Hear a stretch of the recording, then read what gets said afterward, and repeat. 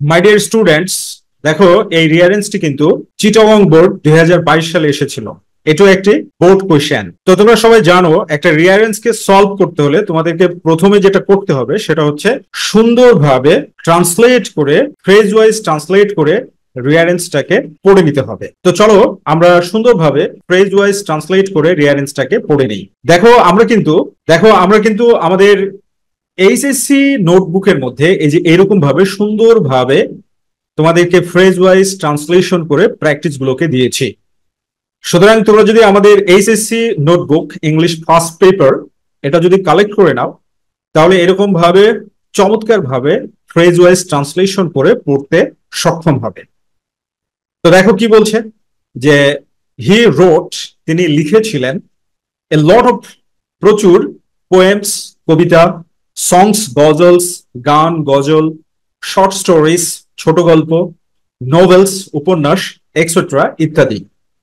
He lost his father, তিনি তার বাবাকে হারান অ্যাট দি এজ অফ 8, 8 বছর বয়সে, এবং অ্যাট দি এজ অফ 11, 11 বছর বয়সে, হি শোড, তিনি দেখিয়েছিলেন, হিজ পোয়েটিক জিনিয়াস, তার কাব্যিক প্রতিভা। অ্যাট দি এজ অফ 19, 19 বছর বয়সে, হি জয়েন্ট, তিনি যোগ দিয়েছিলেন, দি আর্মি, সেনাবাহিনীতে, অ্যাজ অ্যান অর্ডিনারি সোলজার, একজন সাধারণ সৈনিক হিসাবে।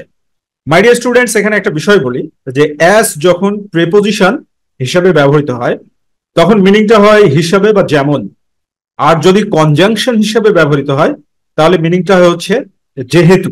ঠিক আছে, এই বিষয়টা তোমরা মনে রাখবে। টু ফাইট, লড়াই করতে, in the first world war, প্রথম বিশ্বযুদ্ধে। অন হিজ রিটার্ন, ফিরে এসে, অন হিজ রিটার্ন বলতে ফিরে এসে, ফ্রম দ্য ব্যাটলফিল্ড, যুদ্ধক্ষেত্র থেকে, he gave up the sword, তিনি তরবারি ছেড়ে দেন। হি গেভ আপ মানে ত্যাগ করেছিলেন, দ্য সোর্ড, তরবারি, ফর দ্য পেন, কলমের জন্য।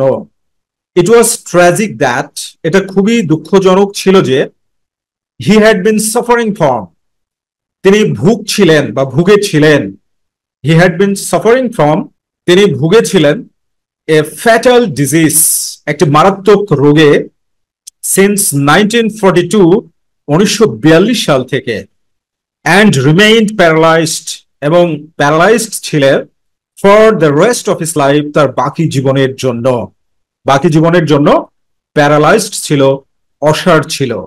ইন 1924, 1924 সালে, হি ম্যারিড, তিনি বিয়ে করেন, প্রমিলাকে, অ্যাট কলকাতা, কলকাতায়।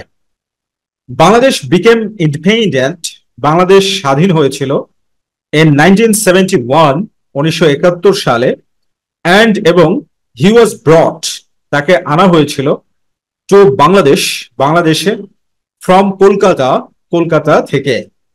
কাজী নজরুল ইসলাম ওয়াজ বর্ন, কাজী নজরুল ইসলাম জন্মগ্রহণ করেছিলেন, ইন 1899, 1899 সালে, in the district of Bardhaman, Bardhaman জেলায়, ইন ওয়েস্ট বেঙ্গল, পশ্চিমবঙ্গের। তাহলে মাই ডিয়ার স্টুডেন্টস, তোমরা বুঝতেই পারছো যে এইটা মূলত রিয়ারেন্সটা কাজী নজরুল ইসলাম, অর্থাৎ আমাদের জাতীয় কবি নজরুল ভাইয়ের জীবনের উপরে কিন্তু দেওয়া হয়েছে। তো কাজী নজরুল ইসলামের জীবনের উপরে দেওয়া একটা রিয়ারেন্স যেটা খুবই সহজ এবং মজাদার হবে। তো আমরা সুন্দরভাবে ট্রান্সলেট করে গল্পটাকে পড়ে নিলাম। এবার আমরা কি করব? এবার আমরা যেটা করব সেটা হচ্ছে গল্পটাকে সিকোয়েন্স অনুযায়ী সাজাবো। তো সিকোয়েন্স অনুযায়ী সাজানোর জন্য আমরা সর্বপ্রথমে আগে কি করি, অ্যান্সারটা লিখে নিই। অ্যান্সারটা লিখে নিলাম। তো তোমরা খুব মনে রাখবে এই কথাটা যে তুমি যখন কোনো কারো জীবনী সাজাতে যাবে তখন দেখবে যে সেখানে জন্মসাল আছে কিনা, কারণ জন্মসালটা থাকলে সেটা সর্বপ্রথমে আসবে। সেক্ষেত্রে দেখো এইচ নম্বরটা দেখো, কাজী নজরুল ইসলাম ওয়াজ বর্ন, কাজী নজরুল ইসলাম জন্মগ্রহণ করেছিলেন, ইন 1899, 1899 সালে, in the district of Bardhaman, Bardhaman জেলায়, ইন ওয়েস্ট বেঙ্গল, পশ্চিমবঙ্গের। সো এইচ নাম্বার সিকোয়েন্স অনুযায়ী রাইট অপশন। কেন এইচ নাম্বার সিকোয়েন্স অনুযায়ী রাইট অপশন? কারণ কাজী নজরুল ইসলামের জীবনের উপরে রিয়ারেঞ্জ করা হচ্ছে এবং তার জন্ম সালটা আমরা পেয়ে গেলাম। তারপরে দেখো সিকোয়েন্স অনুযায়ী আমরা দেখব যে তার বয়সের সিকোয়েন্স দেওয়া আছে কিনা বা সালের সিকোয়েন্স দেওয়া আছে কিনা। এই রিয়ালিস্টটাতে বয়স এবং সাল দুইটা সিকোয়েন্সই দেওয়া আছে। সেক্ষেত্রে তোমরা বি নাম্বারটা দেখো। বি নাম্বারে কি বলা হচ্ছে, হি লস্ট হিজ ফাদার, তিনি তার বাবাকে হারান অ্যাট দি এজ অফ 8, 8 বছর বয়সে, অ্যান্ড এবং অ্যাট দি এজ অফ 11, 11 বছর বয়সে, হি শোড, তিনি দেখিয়েছিলেন হিজ পোয়েটিক জিনিয়াস, তার কাব্যিক প্রতিভা। তাহলে সাল না দেওয়া থাকলেও এখানে কি দেওয়া আছে, বয়সের সিকোয়েন্স দেওয়া আছে। তাহলে বয়সের যেহেতু সিকোয়েন্স দেওয়া আছে, তাহলে আমরা এইভাবে এটাকে অ্যারেঞ্জ করব। ওকে, সো এইচ এর পরে আমাদের কি হয়ে গেল, বি নাম্বারটা সিকোয়েন্স অনুযায়ী আনসার হয়ে গেল। এরপরে আমরা দেখি বয়সের সিকোয়েন্সে কি বলছে।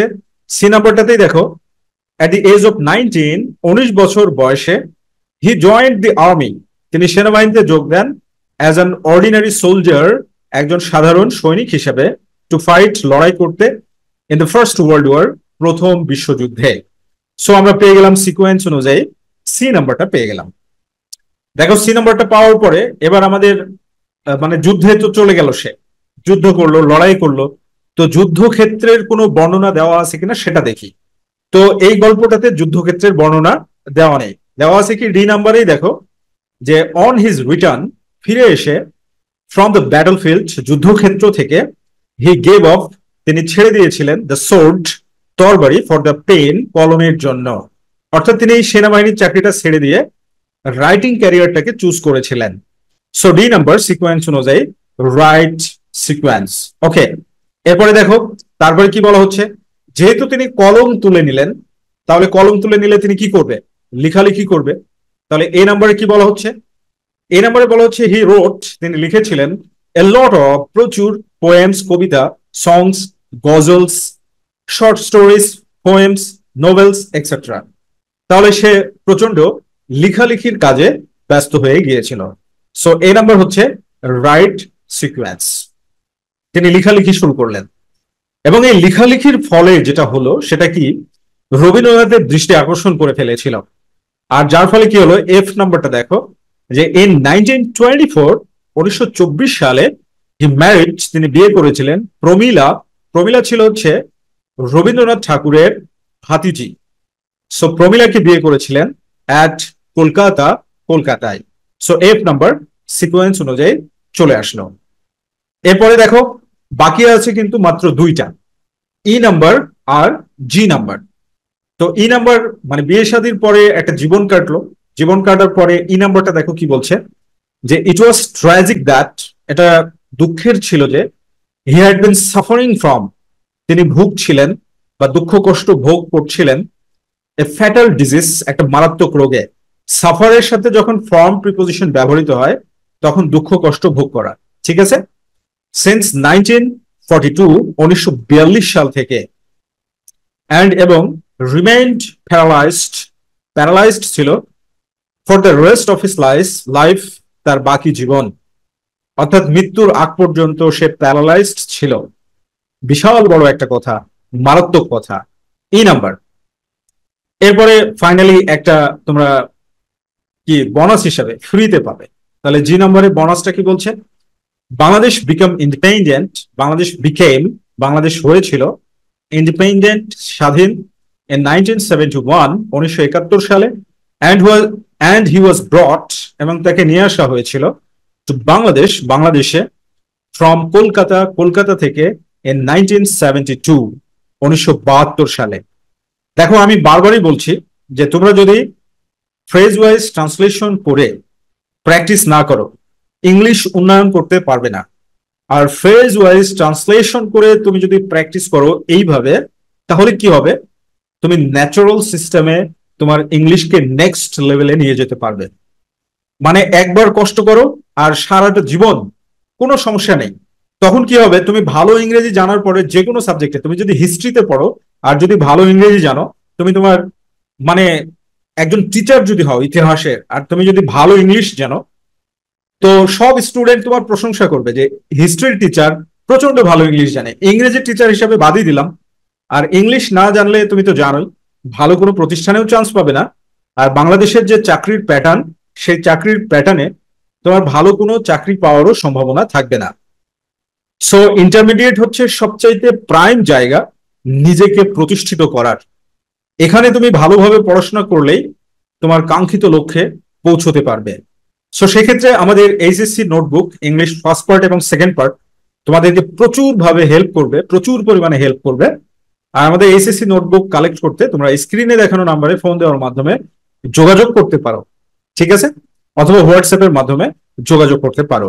Thank you very much, be happy and successful.